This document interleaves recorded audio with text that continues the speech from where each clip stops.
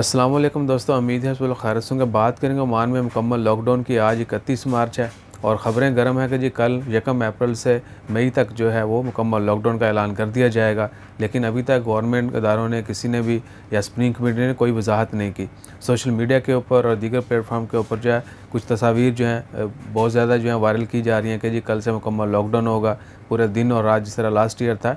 तो अभी तक जो है इसके मतलब किसी किस्म की कोई ख़बर शेयर नहीं की गई और उम्मीद है कि ऐसा कुछ नहीं होगा और ये अफवाह ही होगी, क्योंकि ओमान गवर्नमेंट ने रिसेंटली और बहुत सारी जो है न्यूज़ शेयर की जा चुकी हैं। जिस तरह ओमान एयर की जो है फ़्लाइट ऑपरेशन स्टार्ट होने जा रहा है 1 अप्रैल से सऊदी अरेबिया के लिए। इसके अलावा दीगर और बहुत सारी न्यूज़ हैं। वैसे भी 8 जो है अप्रैल तक नाइट मूवमेंट बैन है। तो लेट्स से कि अल्लाह ताला खैर फरमाए और हम सब को अपने हिफ्ज़ ईमान में रखे। जैसे कोई मज़ीद अपडेट आती है, कंफर्मेशन या इसकी तरदीद होती है, तो आपके साथ वो भी शेयर करेंगे। अपना ख्याल रखिए, दुआ में याद रखिए। जज़ाकल्लाह, अल्लाह हाफ़िज़।